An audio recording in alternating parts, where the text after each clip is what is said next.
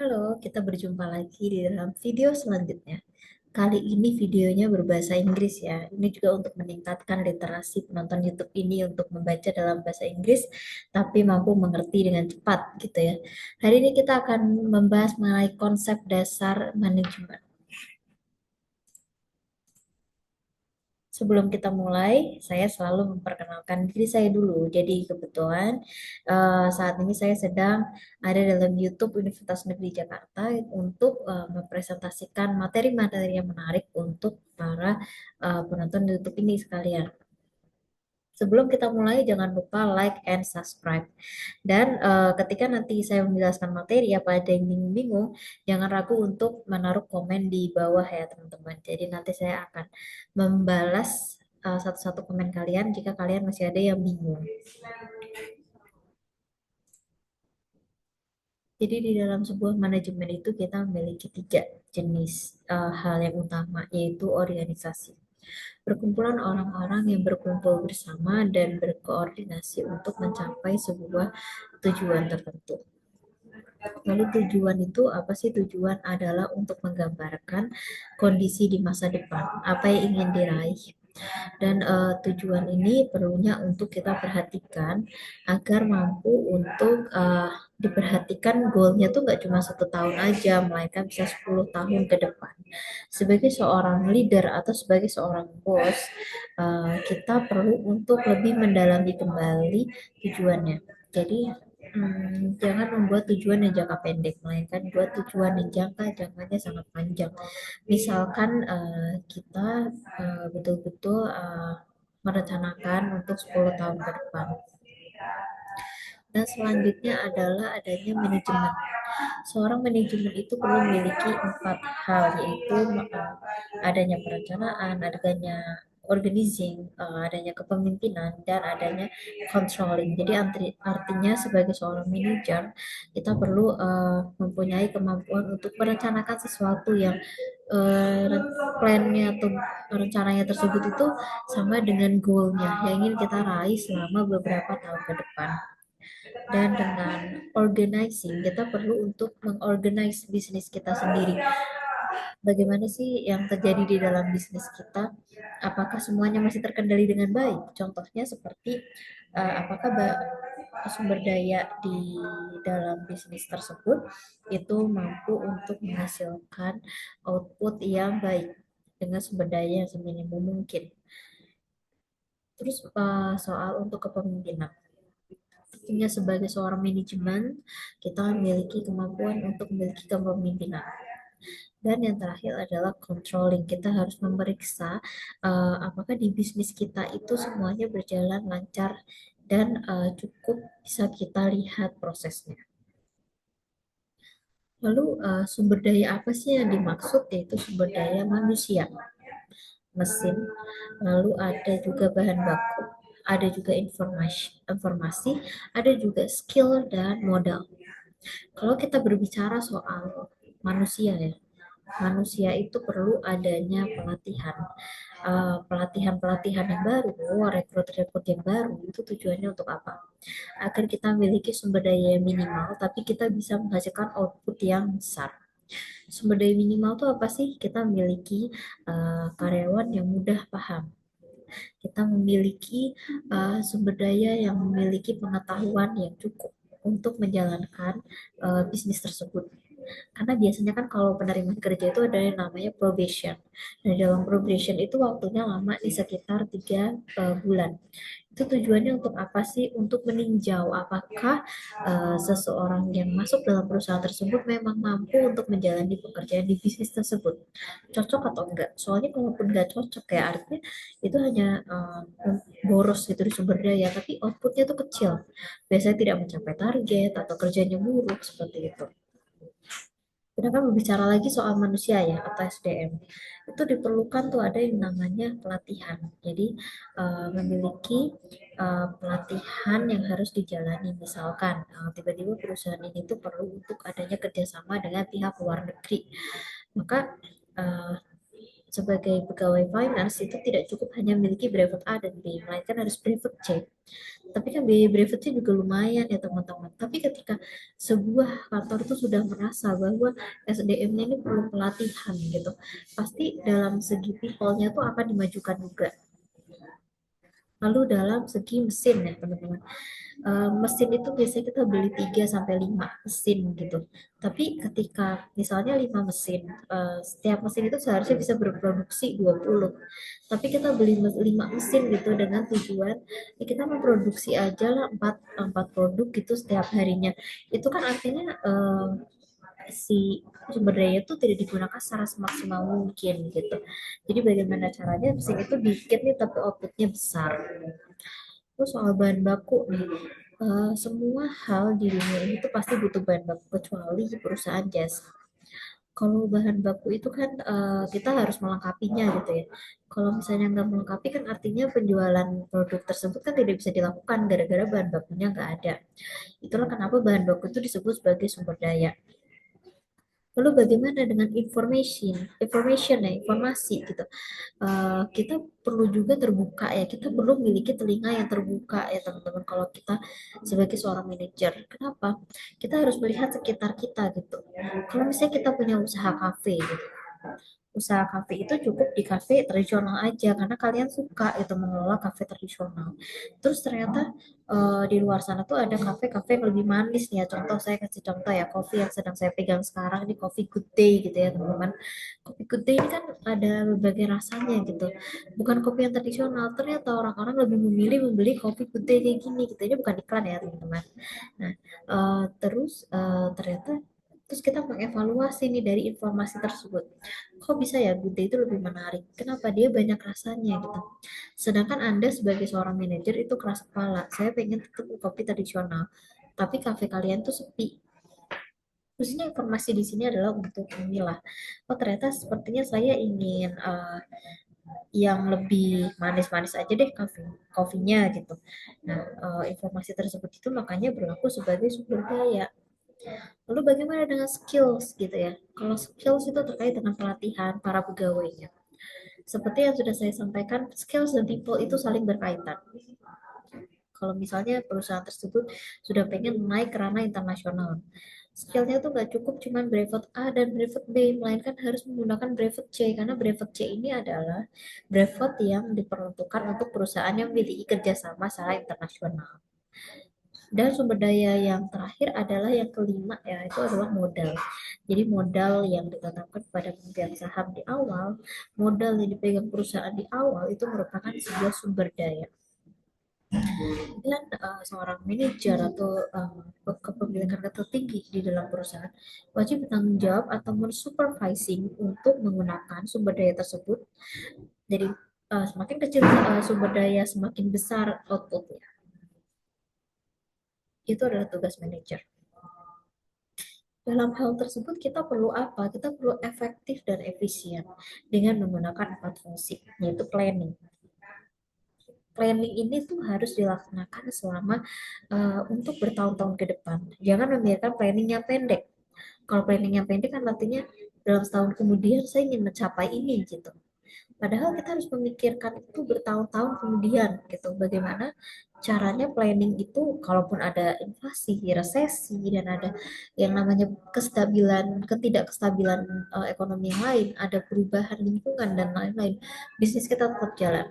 Karena yang namanya bisnis ya teman-teman, itu harus dikerjakan dengan penuh dedikasi dan tanggung jawab dan niat dan penuh gitu.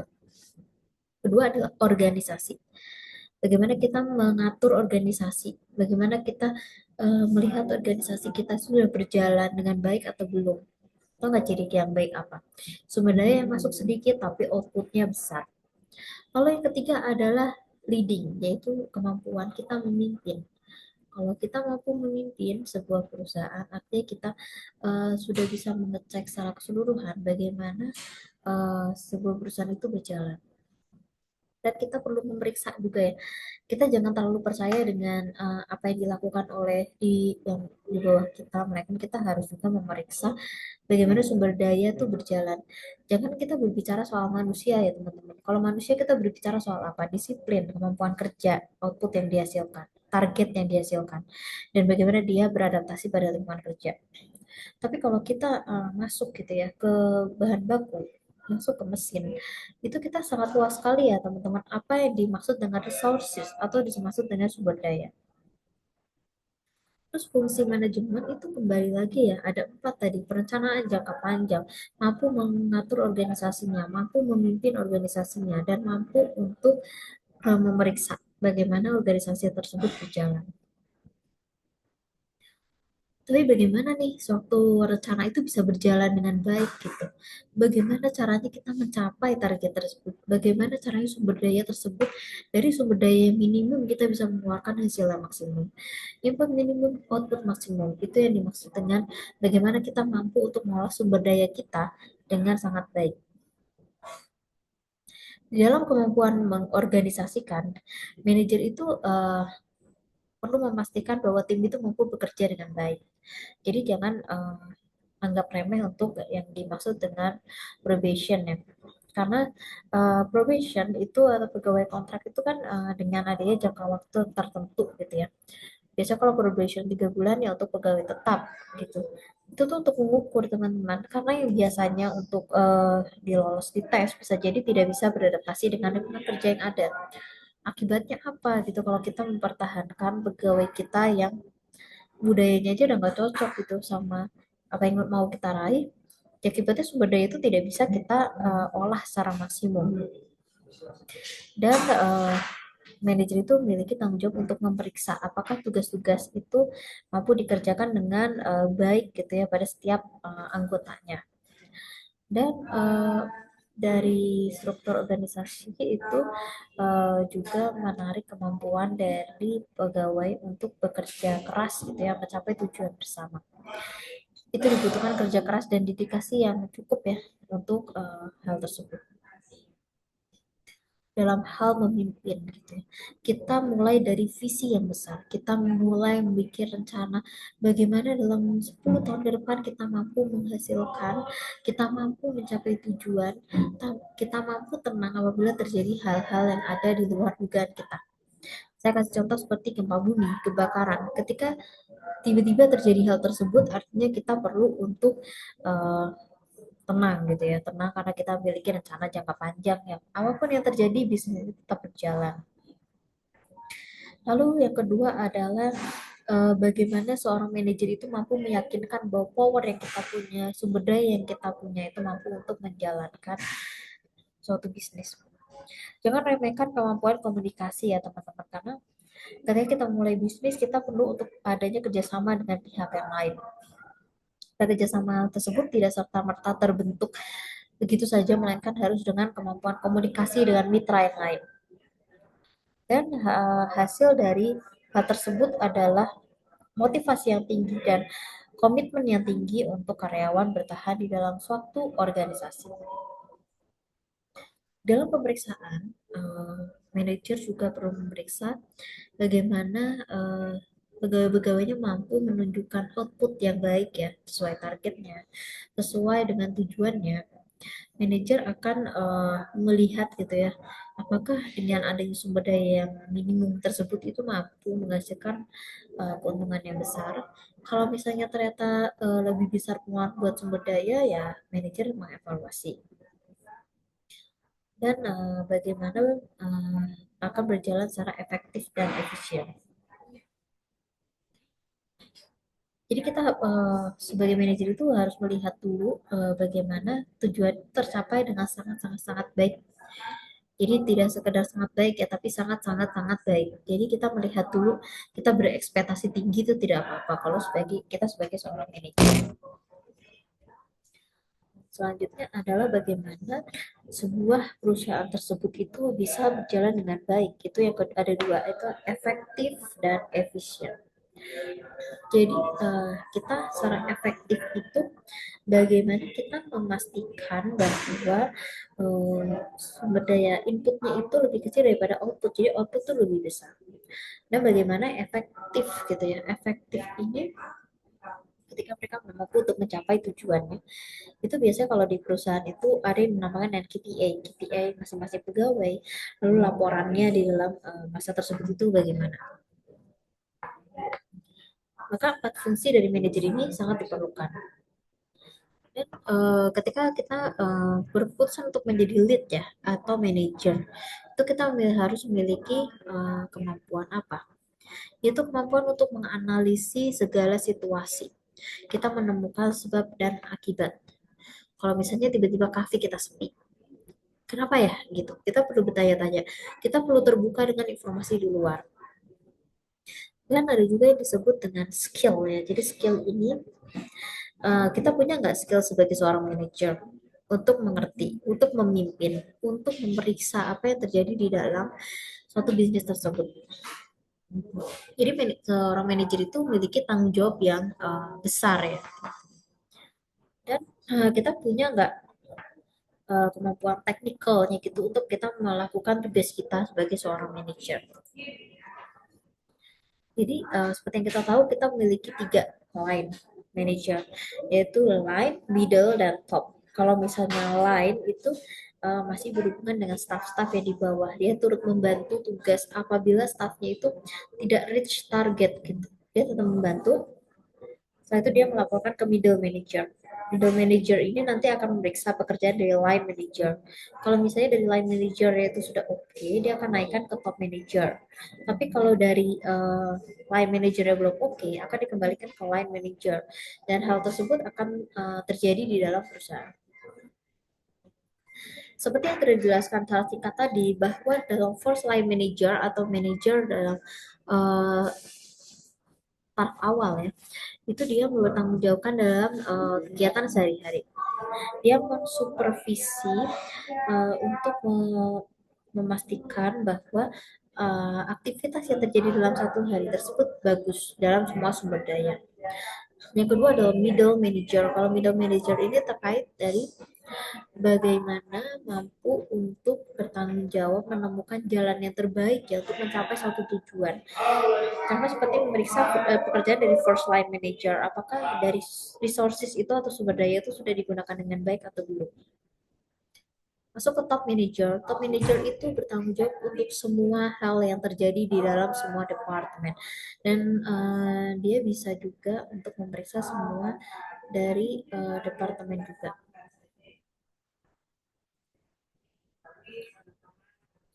Lalu dalam hal ini manajer itu memiliki tiga tadi ada first line manager, ada middle manager, ada top manager juga. Dan fungsi seorang manajer adalah bertanggung jawab untuk tugas sehari-hari, bertanggung jawab untuk melihat adanya apakah pegawai tersebut perlu adanya pelatihan atau enggak. Dan ini adalah contoh dari fungsional manager di mana di dalam sebuah perusahaan kita punya fungsi fungsional gitu ya, iklan, penjualan, keuangan, human resources, manufaktur, dan akuntansi. Dan dalam general manager serta project manager itu termasuk dalam general manager ya untuk bagaimana melihat perkembangan dari masing-masing departemen. Lalu sebagai seorang manajerial itu perlu adanya interpersonal, ada informational dan decisional. Jadi sebagai seorang manajer kita perlu membentuk gitu ya, bentuk budaya kita sebagai seorang manajer, kita bertanggung jawab, kita mampu untuk tetap semangat apapun keadaan yang terjadi gitu ya. Informational tentunya kita harus terbuka ya, telinga kita tuh harus terbuka untuk berbagai macam uh, kemungkinan yang terjadi di luar. Dan decisional, kita mampu untuk memutuskan keputusan yang terbaik untuk bisnis kita. Dalam hal interpersonal, rules gitu, jadi mampu untuk mencapai tujuannya, mampu untuk menaikkan kemampuan karyawannya, mampu untuk meraih tujuan. Dan ini adalah contoh dari masing-masing pekerjaan dari manajemen. Dan ini kompetensinya ya, jadi perlu untuk memiliki jiwa kepemimpinan, perlu untuk mampu menyemangati untuk mencapai tujuan, perlu untuk membentuk sebuah kolaborasi, perlu untuk membuat sebuah pembentukan tim, dan adanya untuk kemampuan dalam hal belajar ya, belajar untuk memahami bisnis sendiri. Terus bagaimana nih kalau tiba-tiba terjadi hal yang tidak terduga-duga, hal yang tidak kita mau gitu dalam hal kita mulai bisnis. Misalnya kalian sedang maju-majunya nih bisnisnya, tiba-tiba ada kesalahan kebakaran atau gempa bumi atau misalnya bencana banjir dan lainnya yang merusak bisnis kalian karena sangat merusak mesin, merusak sumber daya semuanya yang dimiliki. Atau tiba-tiba karyawannya mengundurkan diri dan itu hampir semuanya karena sedang protes dengan kebijakan yang kalian buat. Bagaimana sih kalau kita tiba-tiba menghadapi suatu kejadian yang seperti itu? Yang pertama, tetaplah tenang. Kalau memikirkan apa yang akan kita capai, jangan kita panik, jangan kita memikirkan rencana-rencana yang bukan jangka panjang. Lalu kita perlu untuk mengambil orang yang mau bekerja sama dengan kita di saat kita sedang perlu bantuan untuk menaikkan kembali bisnis kita. Lalu jujur saja, misalnya kita memang sedang menghadapi waktu yang perlu jatuh gitu ya. Jadi ada yang mau membantu kita, kita jujur saja. Lalu kita memikirkan kapan kita mulai bisa kembali ke bisnis kita. Oke, ini kebetulan ini contoh dari bentuk organisasi yang terdapat di perusahaannya. Jadi di dalam perusahaan kita punya beberapa line gitu ya, sama seperti yang sudah dijelaskan tadi bahwa kita punya first line manager, middle manager, dan top manager. Untuk materi mengenai manajemen, saya sampaikannya di video ini. Kalau misalnya ada yang bingung, silahkan komen di bawah ya. Jangan ragu-ragu buat komen di bawah, karena nanti saya pertanyaan kalian akan saya jawab. Jangan lupa juga untuk like, comment, and subscribe. Thank you guys. Bye-bye.